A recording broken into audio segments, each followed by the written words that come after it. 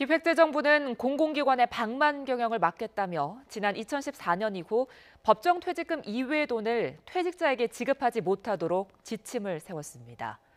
그런데 일부 공공기관이 내부 규정이 있다는 이유로 정부 지침까지 어겨가며 공로금을 지급해온 것으로 드러났습니다. 우철희 기자가 보도합니다.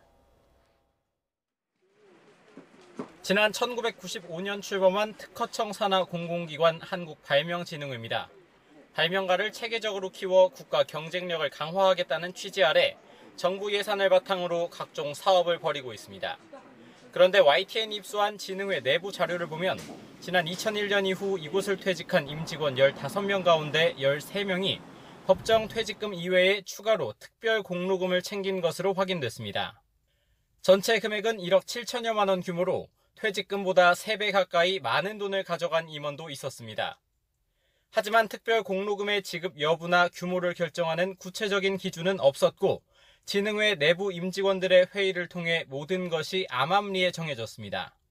단지 진흥회에서 벌이는 사업에 이바지한 공로가 크다는 게 이유였습니다.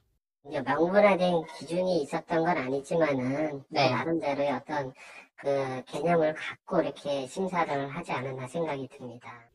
더구나 기획재정부는 지난 2014년 퇴직자에게 공로금이나 순직 보상금 등 퇴직금 이외의 돈을 지급하지 않도록 지침까지 내렸습니다.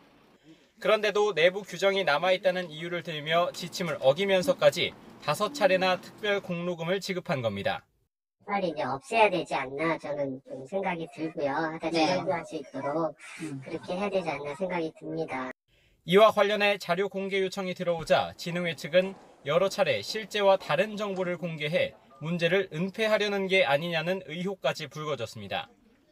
진흥회가 감사원의 정기 감사 대상에서조차 빠져 있어 국민의 혈세가 낭비되는 것을 막을 감시 체계를 강화해야 한다는 지적이 나오고 있습니다. YTN 우철입니다.